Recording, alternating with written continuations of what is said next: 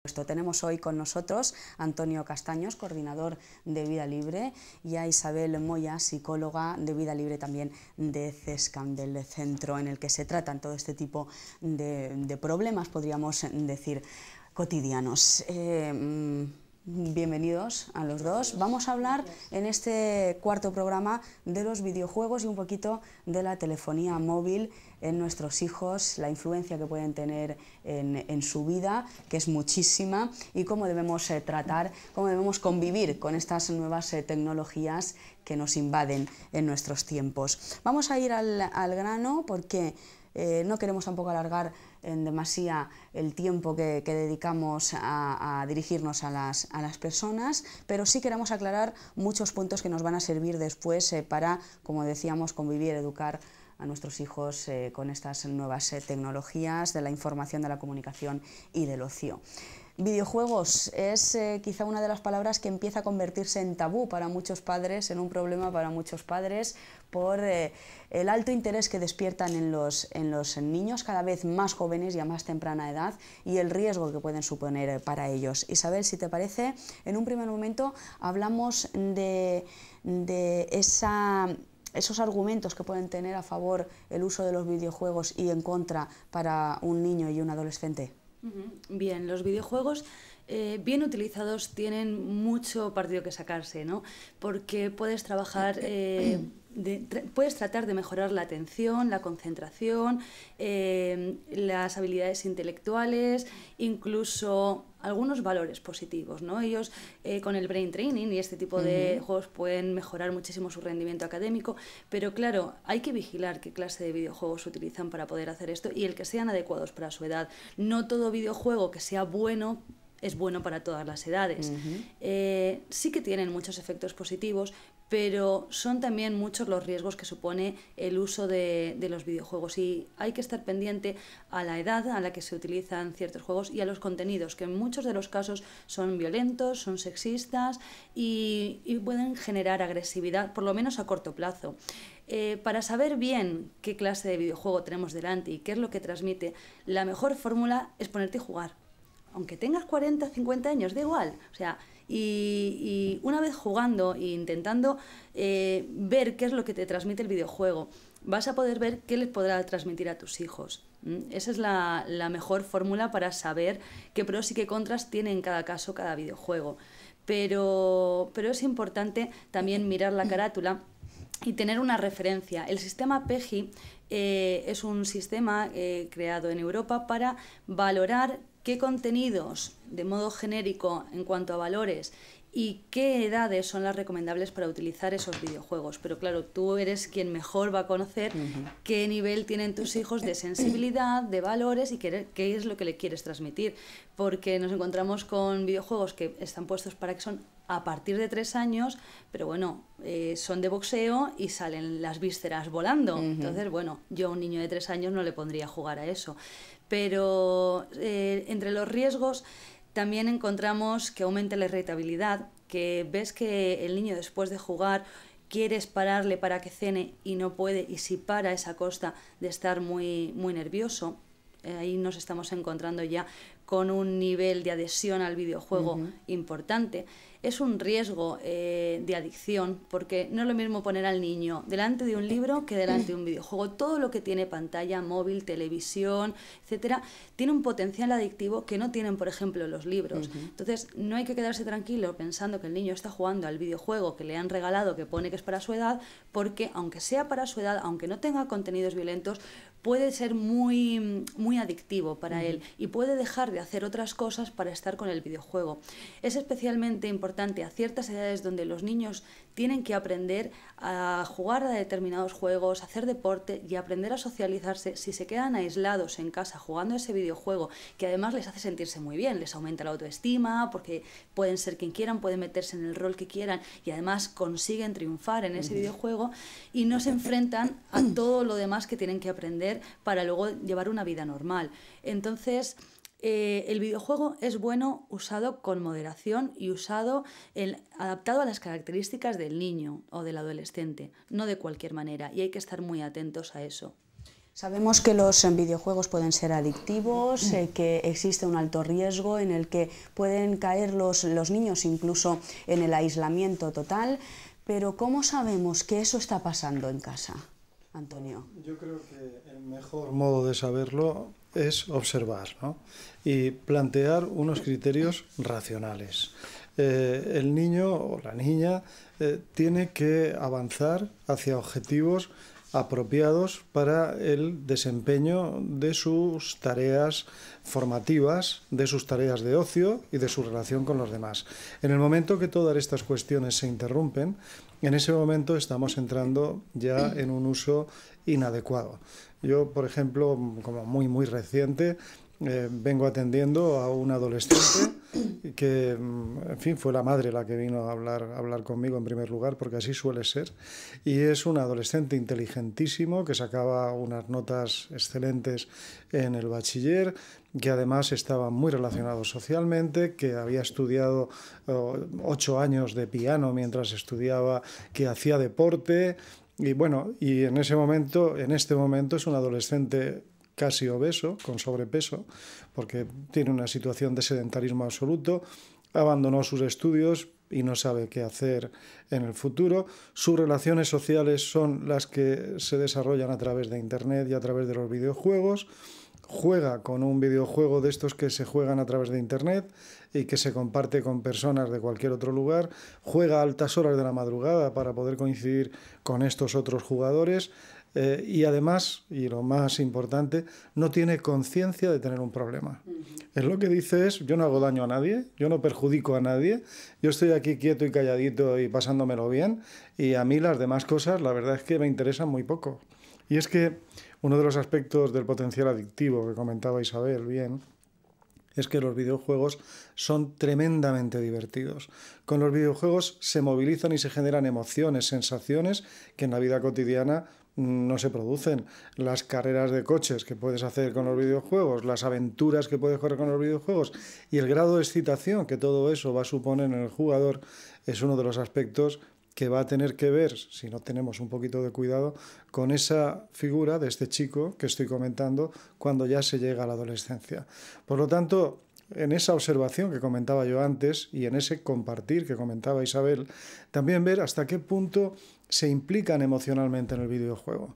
No es lo mismo un niño que esté jugando al videojuego después de haber hecho sus tareas escolares, después de haber hecho algún deporte, después de incluso relacionarse con sus amigos presencialmente y de vez en cuando y un rato jugar a los videojuegos, que por sistema jugar a los videojuegos y además alterado. Además en una situación en la que le vemos emocionalmente implicado con el videojuego, ¿no?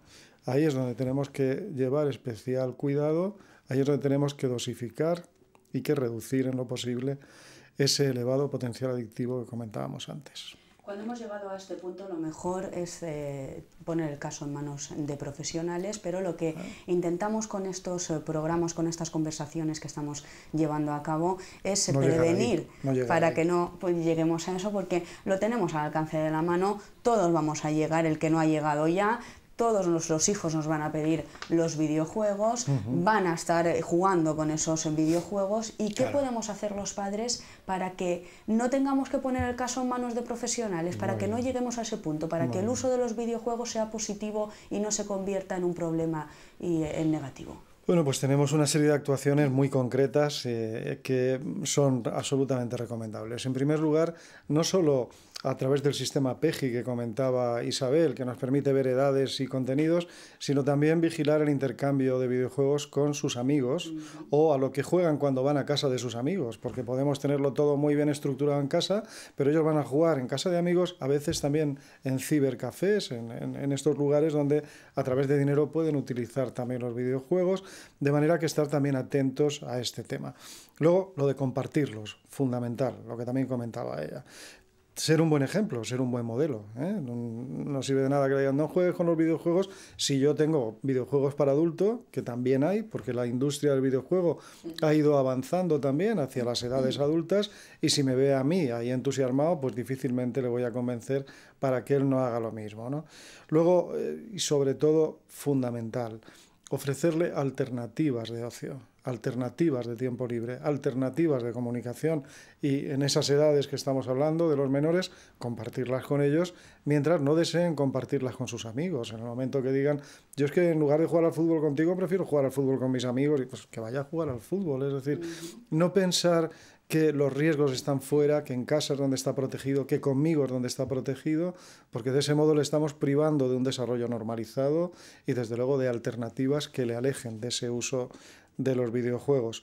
Y luego yo creo que cuando hablamos de tiempo, casi siempre caemos en la tentación, incluso los especialistas, de decir, bueno, desde 1 a 2 horas no es un tiempo peligroso. Eso va a depender de cada niño, eso va a depender de cada situación, y lo que no hay que convertir es el juego en una especie de ritual en donde el niño a determinada hora siempre se va a poner a jugar, ¿no? Bueno, dependerá también de las obligaciones con las que tenga que cumplir ese día. Habrá Claro. días que a lo mejor pueda ser 1 hora y habrá días en las que puedan ser 3. Claro. Luego, muy importante también, no estar siempre con el último videojuego, porque hay como un proceso de incremento inicial ante los retos que el videojuego le plantea, luego se estabiliza el comportamiento con el videojuego, la adhesión al videojuego, y por último va reduciendo, se va bajando cuando el videojuego ya es muy conocido. Si estamos comprándole siempre el último, o él está siempre obteniendo el último a través de bajarlo de internet o de que se lo deje un amigo, estaremos siempre incrementando ese nivel de implicación emocional del que hablábamos antes.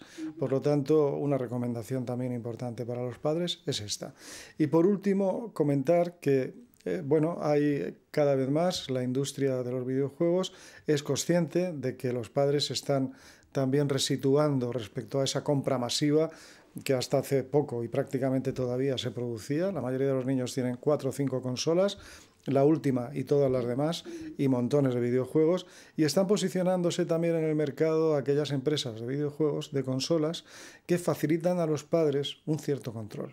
Entonces hay en este momento consolas en el mercado que permiten que los padres regulen el horario de acceso de los hijos, la duración de esa actividad, y esto es muy importante cuando los padres no pueden estar siempre acompañando a los hijos, ¿no? Es decir, bueno, tú vas a tener algunos días a la semana tal tiempo para jugar, y de ahí no vas a poder pasar porque en cuanto quieras se te va a desconectar. Entonces eso también es una ayuda importante. Isabel, ¿cuándo un videojuego, una consola se convierte en un buen regalo? ¿Cuándo podemos decir que...? Porque además en estos programas lo hemos comentado en varias ocasiones, que tendemos a darle a los hijos las cosas antes de que nos las pidan. Siempre hemos dicho que esperemos a que ellos las pidan, a que ellos se interesen y después... Pero ¿cuándo se convierte en un buen regalo? Porque como decimos siempre, el problema no está en el instrumento, sino en la forma de usar ese instrumento. Y los videojuegos ni las consolas son malos por naturaleza. ¿Y cómo actuamos ante esa frase tan típica de los niños y de los adolescentes que nos descoloca? Es que todos mis amigos lo tienen y yo no, y no puedo ser diferente a ellos.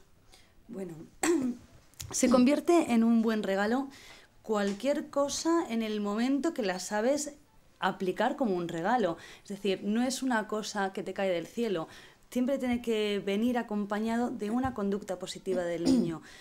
¿Has sacado bien los exámenes? Bueno, pues tienes el juego. ¿Has estado toda la semana ayudando en las tareas? Bueno, pues tienes el videojuego. De esa manera asocian esa gratificación, eso se convierte verdaderamente en un premio con su esfuerzo, y no viene porque sí, como tú comentabas, antes de que lo pida. En ese momento puede empezar a ser un buen regalo, pero necesita cubrir una serie de características, y es que sea adaptable al niño, sea algo que a él le interesa, y además para paliar los posibles riesgos, siempre que tú acompañes a jugar va a ser mucho mejor regalo. En el momento en que sea un juego para compartir o con sus hermanos o con sus padres, va a ser mucho mejor regalo. Y respecto a lo que comentabas de todos los amigos lo tienen, yo también lo quiero tener, tienes que enseñarle a los hijos que desde pequeñitos no todo lo que tienen los demás lo vas a poder tener tú. Cada uno es diferente, no les aporta nada positivo pensar que todos somos iguales. Cada uno tiene unas características, tiene unas necesidades, incluso entre los mismos hermanos, hijos de la misma familia, no tenemos por qué cortarles a todos con el mismo patrón.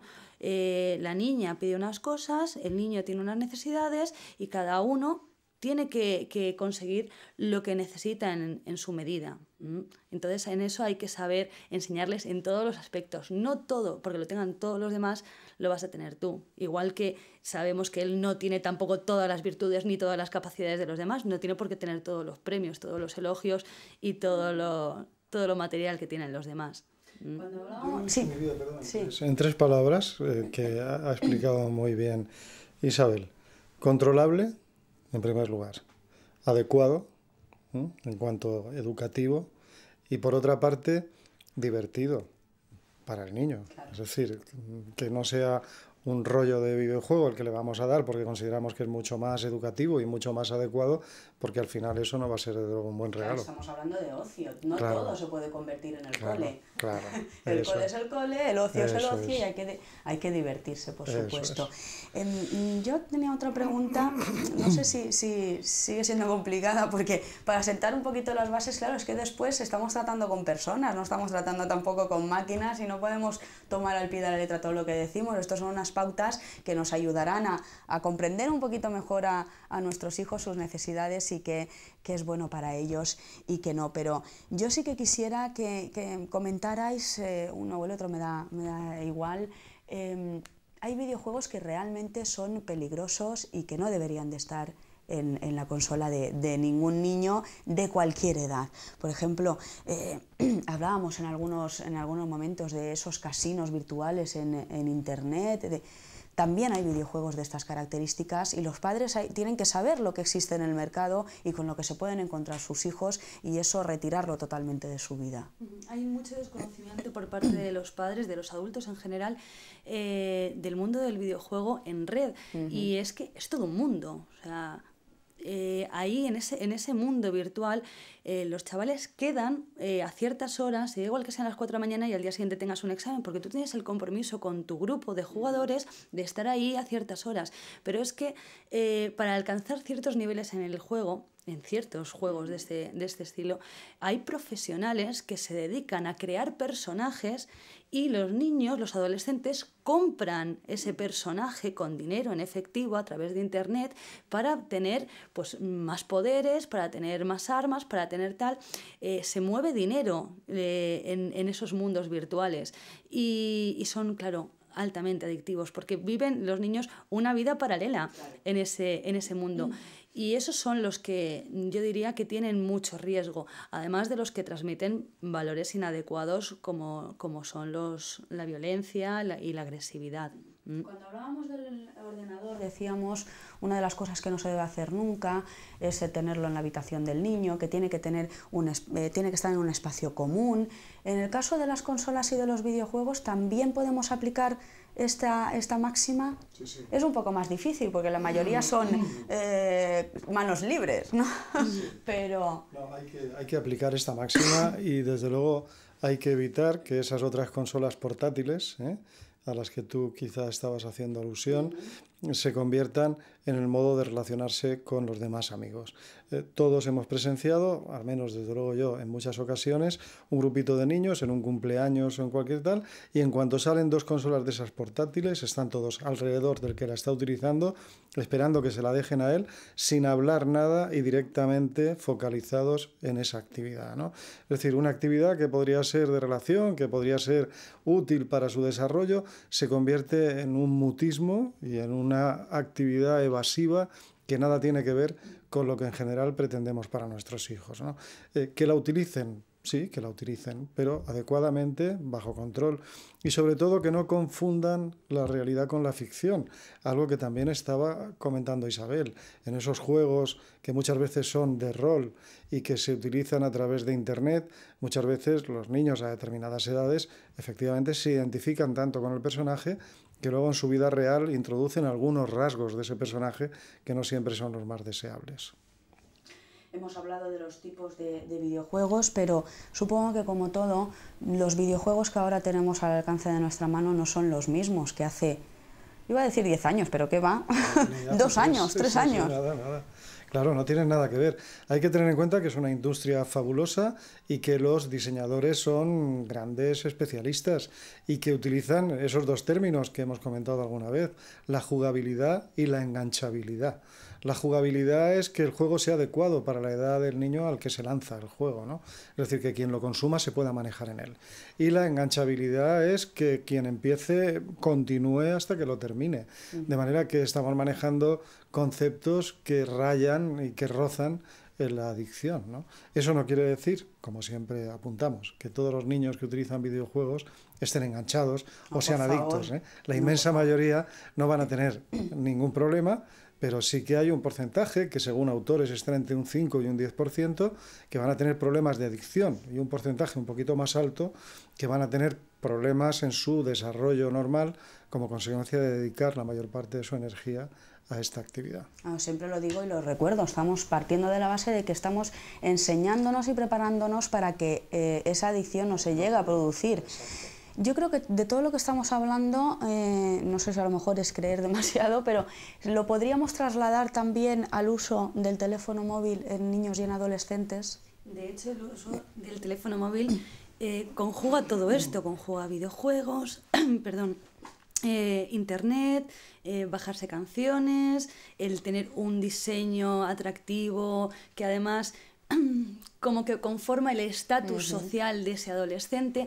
El teléfono móvil puede que sea, tal vez sea la representación de todas estas tecnologías en una, que además es portátil, lo puede llevar a cualquier lado, en una sala de espera ves a los niños todos jugando con el móvil, les permite estar constantemente comunicados entre ellos y sí que crea una fuerte adicción porque quien más, quien menos lleva siempre el móvil encima y ya hemos notado que cuando no lo tenemos nos da cierta sensación de inseguridad, pero encima en los niños, en los adolescentes, que son mucho más vulnerables a lo que opinen los demás sobre ellos, el estatus primero se alcanza cuando ya tienes móvil. Pasan a ser adolescentes en el momento que sus padres les regalan el móvil y ya forman parte de ese grupo social, ¿no? Y estar todos conectados, mandándose mensajes, llamándose por la noche y tener esa independencia. Aparte que a los padres también les independiza bastante de sus hijos en cuanto que les permite distanciarse de ellos sabiendo que siempre van a estar localizables. Y muchas veces es por comodidad de los padres por lo que se regala el móvil. Pero es que además el teléfono móvil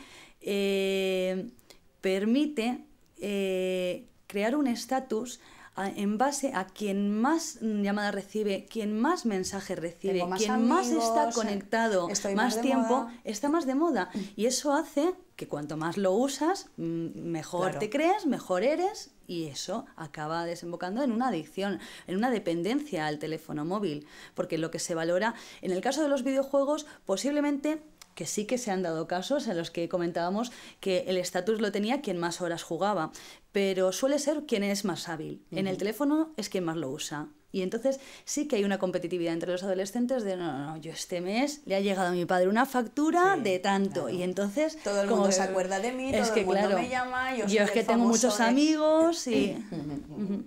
Fíjate, hablando del móvil, por ejemplo, el 72% de los menores encuestados afirma haber recibido SMS invitándoles a participar en sorteos o en juegos de azar. Un 9% de los menores ha recibido en su terminal imágenes pornográficas. Un 14% de los menores afirma haber chateado con el móvil y la mitad, un 7%, chatea también con desconocidos.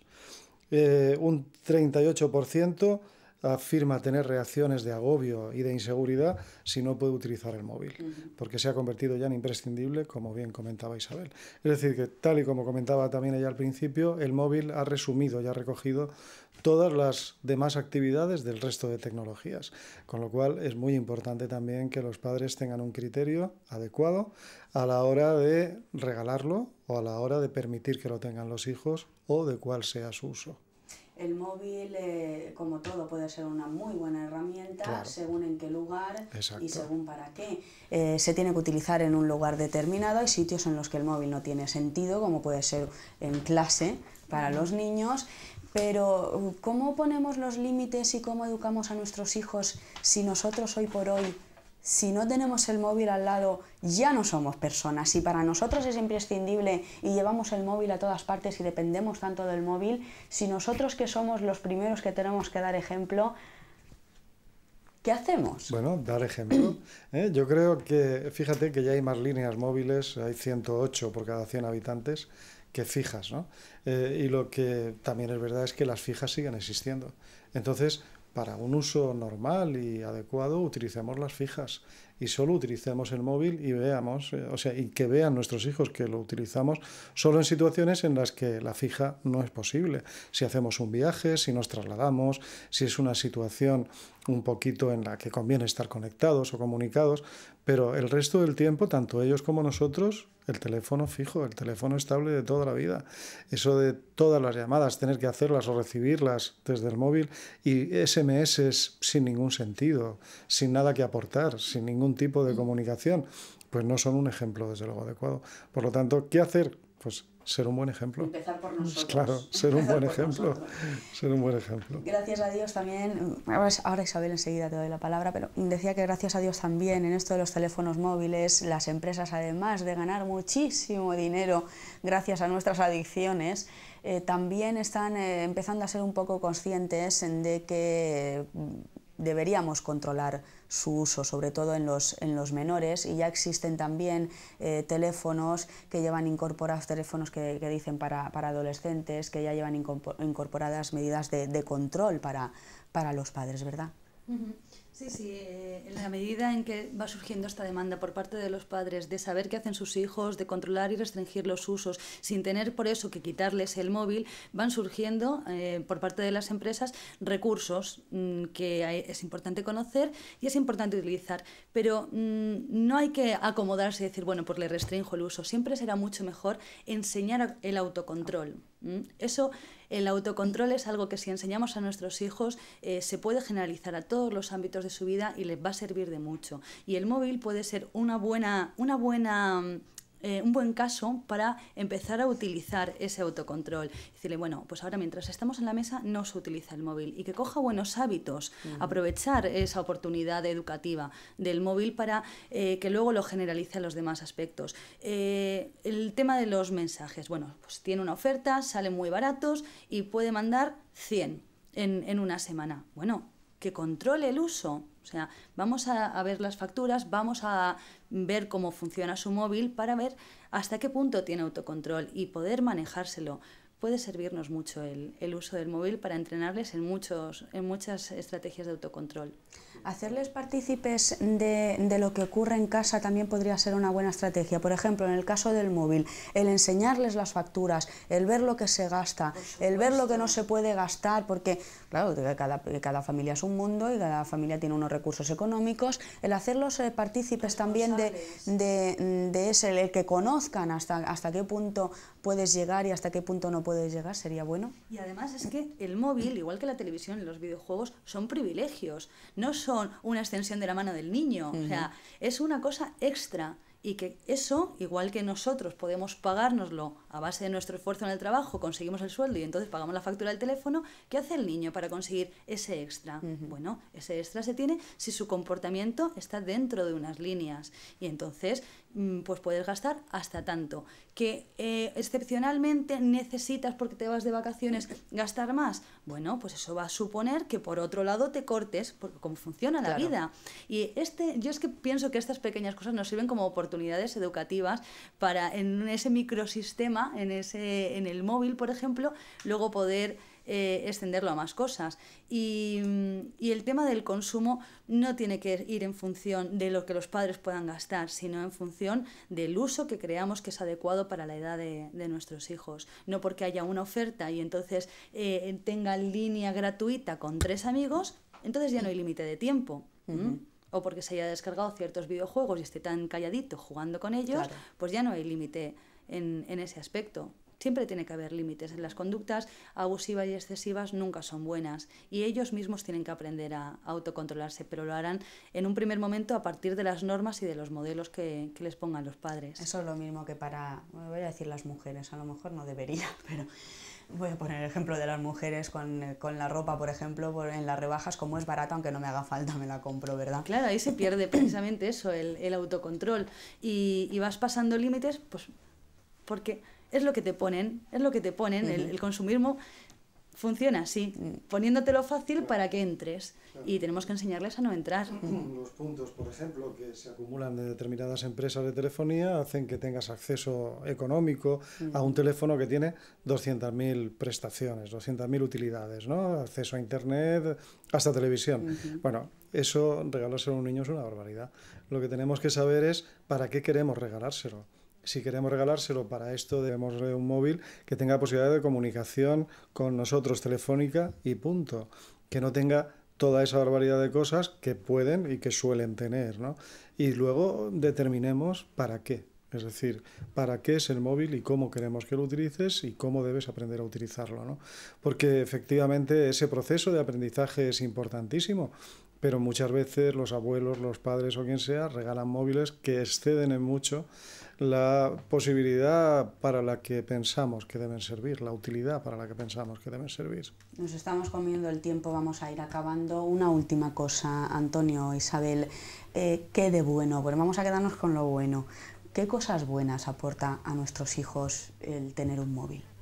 Bueno, yo creo que aporta la posibilidad de comunicación, si, como decimos siempre, se canaliza y se encauza de una manera educativa y de una forma adecuada, que es lo que pretendemos.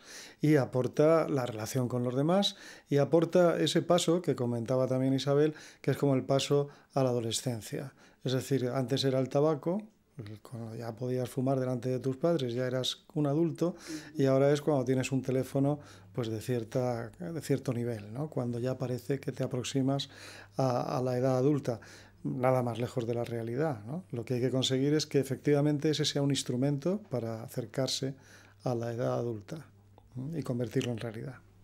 Bueno, pues esperemos que les sirva de mucho a nuestros televidentes, a nuestros radioyentes, lo que estamos comentando aquí. Yo creo que sí, porque son unas pautas muy directas con las que podemos educar a nuestros hijos, con las que podemos convivir en mayor armonía. Y hasta el próximo. Muchísimas gracias por vuestros consejos. Muchas gracias.